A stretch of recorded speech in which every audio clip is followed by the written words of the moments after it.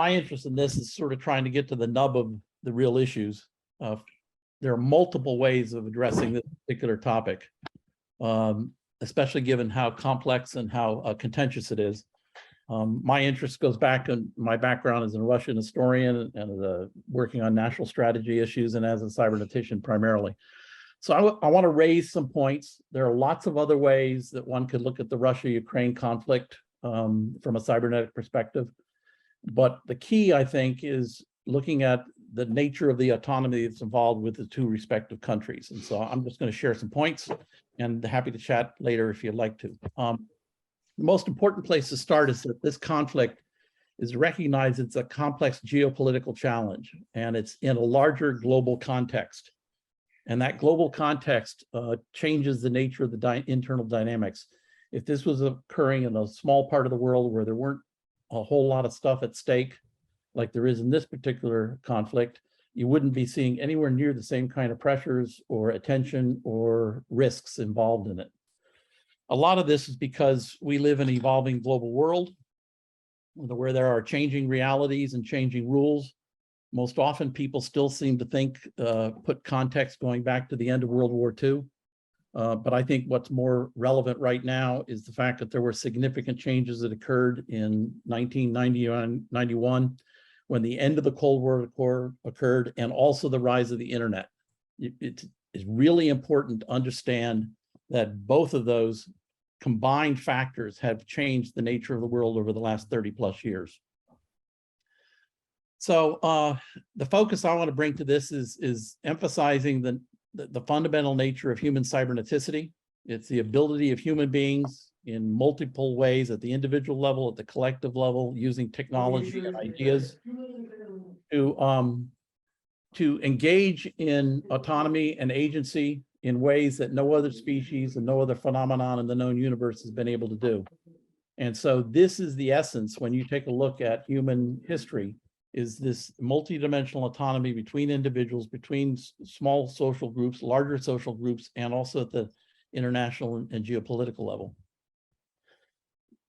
I'm overstating things, but when you take a look at autonomy, there are at least two basic categories of ways of being able to address with balancing the tensions between one system's autonomy vis-a-vis the autonomy of another system and their agency and actions. And the basic strategies are, one is you can seek to amplify your own capabilities. If you take a look at the law of requisite variety, you can seek to raise your own capabilities in order to deal with these kinds of contextual concerns, or you can try to dampen the abilities of other agents that are trying to affect your autonomy. And throughout most of human history and human evolution, people took the latter. It was might makes right. And people would use power to force their ways of pursuing their own objectives and their own interests. But there has been a gradual increase, especially over the last 300 or 400 years, of shifting from raw power and imposing and dampening other systems' autonomy and independence to one of interdependent rights, where people recognize that there are these give and take relationships between multiple levels, multiple peoples in terms of autonomy, and that it's not appropriate and it's not beneficial and it's not ultimately productive to spend all your time trying to compromise, cut off other people's capabilities. This is most evident in terms of the rise of the Westphalian order in Western Europe in 1648, when, after all the particular kinds of conflicts that Klaus referred to very quickly and very accurately, they recognized that it is no longer appropriate just to have ad hoc, piecemeal kinds of conflicts going on where people are fighting on behalf of monarchs. And the thing to remember is that Western Europe, for most of its history, was in essence a collection of family duchies, of various families owning different parts or governing different parts of it. There weren't countries in the same way that we look at it now. There were regions that we say this was Germany and this was France, but in fact, they were run by families that often owned multiple countries, quote unquote, governed it, regulated it. And so the Westphalian order set up the notion of national sovereignty, that it would be appropriate for different countries to maintain and regulate their own affairs, including their own security vis-a-vis other countries and other threats. In exchange for recognizing this reciprocal capability, there's also the recognition that countries could do whatever they wanted within reason, within their own borders, within their own national sovereignty areas. And that was a significant improvement over the way the global order or the different kinds of ways human beings had organized their affairs prior to that. Because there's some level of accountability, there's some level of regularity, but there's also some level of interconnected and recognized ways of handling differences. What you've been having since World War II in particular, and especially in the last 30 years, is there's been an emerging conflict, not threat, but a revision of that order, which is moving from national sovereignty, a focus on national sovereignty and national security, to a focus on what is the geopolitical folks call responsible sovereignty. In other words, that there's individuals living within particular countries have individual rights that cannot be just suppressed by the governments in those particular countries, even if the Westphalian order indicates that they can do what they want within their national borders. So now the shift has gone from an emphasis on national sovereignty and national security to responsible sovereignty, multidimensional, and comprehensive security. And so if you start taking a look at the conflict in these terms, I think it sets it up for a better understanding of the major tensions. I appreciated the fact that Klaus added some, and his whole point was taking a look at a historical perspective on this, and also Slava's.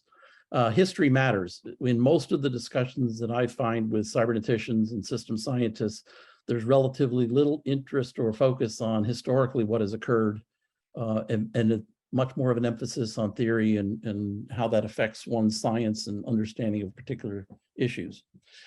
So a quick overview of major systemic historical influences with respect to Russia and Ukraine. First of all, Russian geography is really, really significant because it has shaped the evolution of Russian society and governance for the last 1,000+ years. The Russian heartland is the broadest flat expanse on the planet. And it has relatively limited material resources, and it has relatively little human resources historically. So what this has led to, initially with the Mongols, but then with the Russians, was the rise of a culture and a civilization that was highly militaristic in order to access and control those materials and those human resources, expansionistic because it's easier to make up for limited resources by expanding and grabbing them from other places than it is to rely only on trade. And third, and this is particularly critical from a cybernetic standpoint, the rise of an autocratic culture where everything was highly regulated, highly enforced top down throughout all of Russia and Russian history and the Russian Empire. And in fact, the word autocracy was first developed to describe what happened with the Russian czars and their ability in running the Russian Empire. So the early history of the Russian nation state started with a merger of Muscovy and Kievan Rus. Kievan Rus was initially the more powerful of the two areas, then Muscovy. And Muscovy and the Russian early roots of the Russian state were particularly good at serving as Mongol tributors, collecting tribute from the far western parts of, the far western parts of this big strategic expanse in order to send it to the Mongols. And then when the Mongols dissipated, then the Russian state moved in. If you take a look at the geography, it is really important to recognize, and this is, Russia recognizes this, a lot of others don't because they don't pay attention to the geography.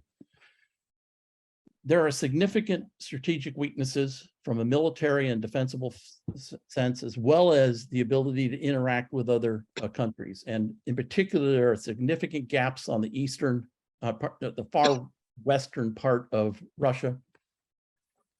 and they have limited access to warm water ports.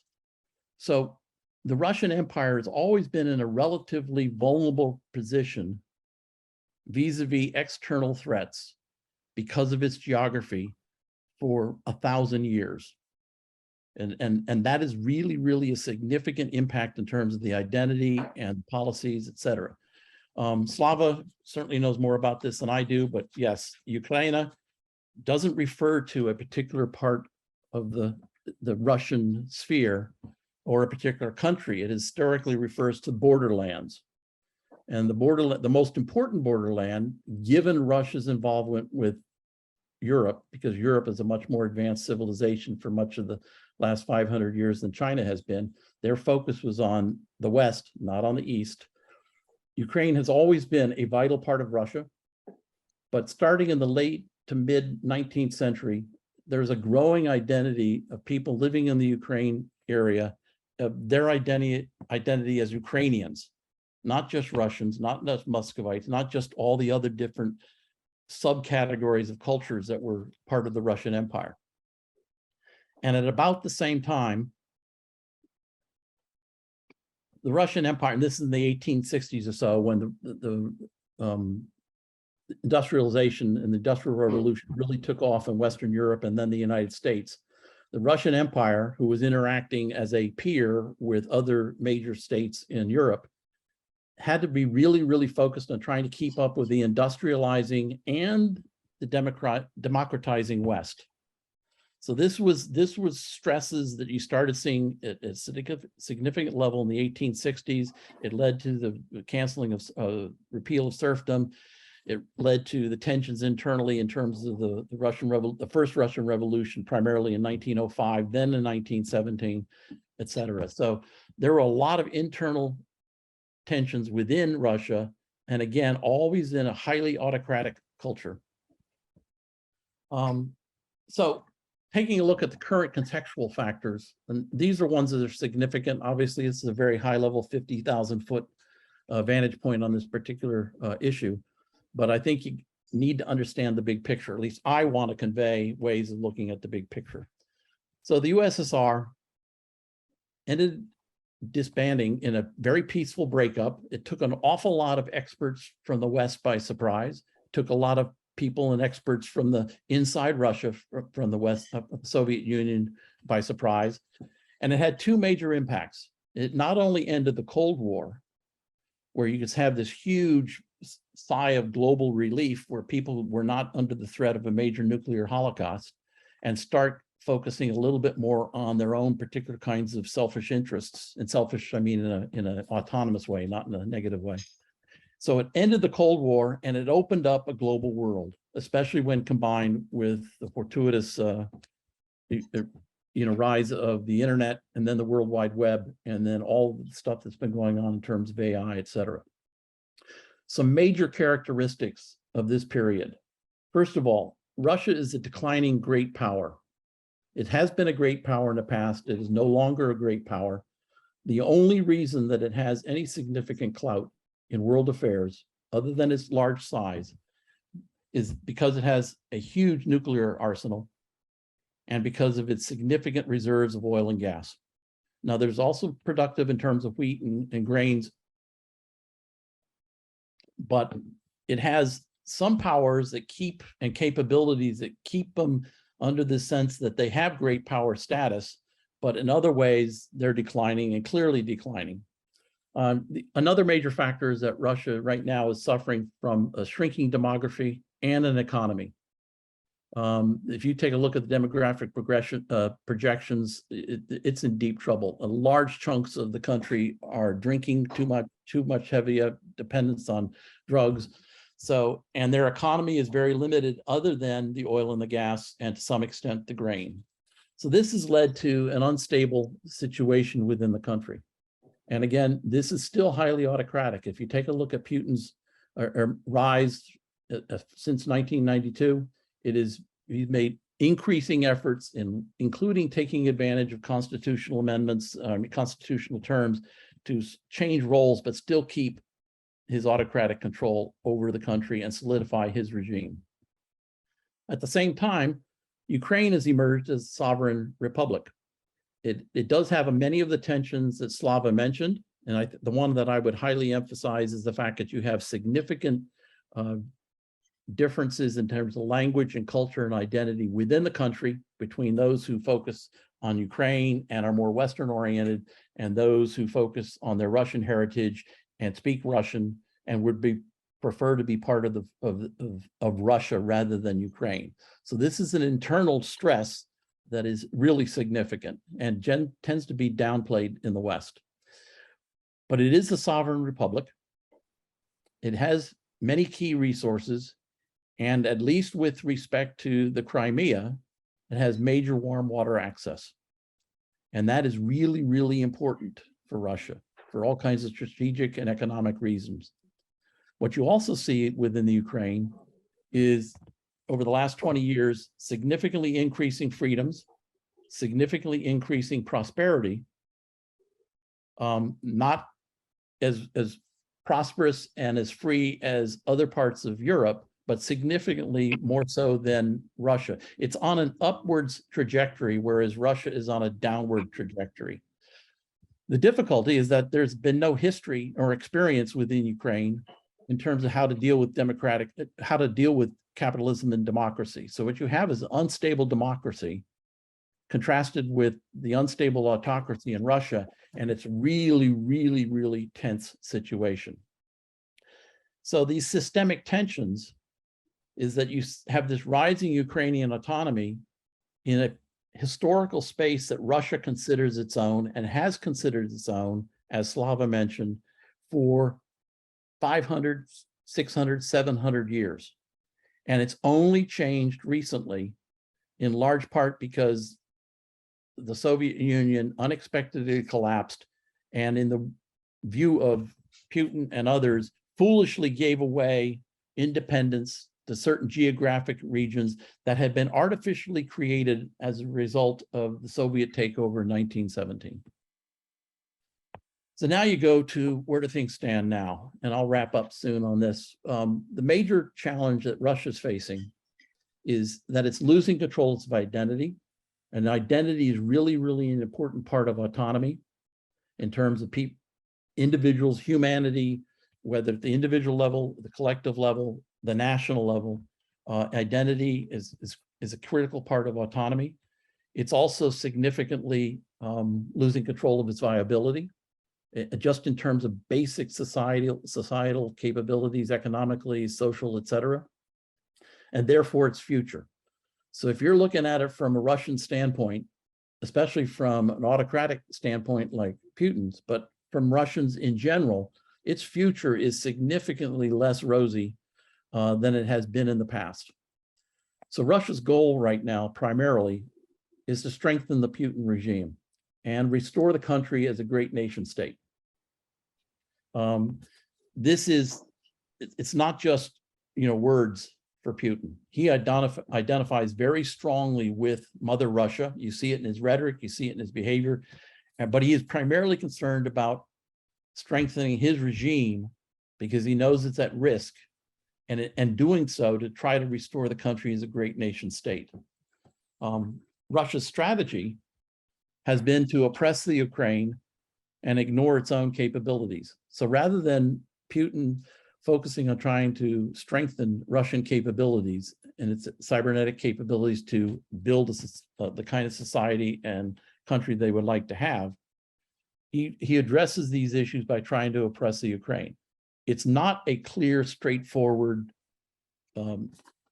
conflict between a free capitalistic Ukraine and this Russian bear who's seeking to oppress it because of the internal tensions and the recent history of the Ukraine. But the Ukraine was granted independence in 1992. And much like when your kids leave the house, it's kind of hard to say you got to move back in.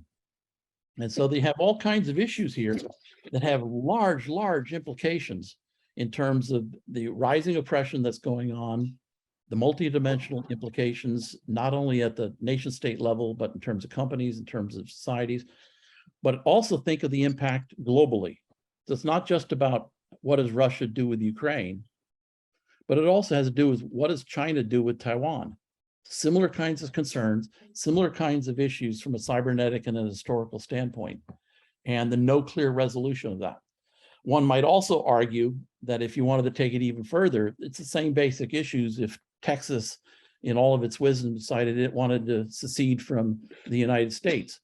How would people feel about that? What would other countries do to impose, not impose, but intrude or become involved in addressing those kinds of issues? So this is a major conflict. It has larger implications than just what's going on between Russia and the Ukraine. I think the stresses that you're seeing here are examples of the kinds of stresses that you're going to be seeing as the Anthropocene becomes more complex, more convoluted, and more critically at risk. And these increasing stresses, whether they be people-centric like these, or whether they be planet-centric like the climate change and species extinction and water stress, et cetera, they're going to lead to increasing and growing conflicts and oppression, often in violence, because when people get cornered at whatever level and whatever dimension, they tend to want to suppress everybody else's independence and freedom in order to maintain their own reality. So for me, the most important cybernetic imperative is that how do you go about ensuring an appropriate systemic autonomy, agency, and action? How do you do that in ways that recognize that we live in a multi-dimensional world where there's all kinds of human interactions where autonomy and agency and action are critical, but also we live in this finite world, spaceship Earth, and we have significant issues that are going to continue to put pressure cooker kinds of effects on the world, both from a people standpoint and from a planet standpoint. So I think I've made all the key points I wanted to make, and I'm looking at the time and it seems to be pretty good. So why don't I stop here for now, Jason?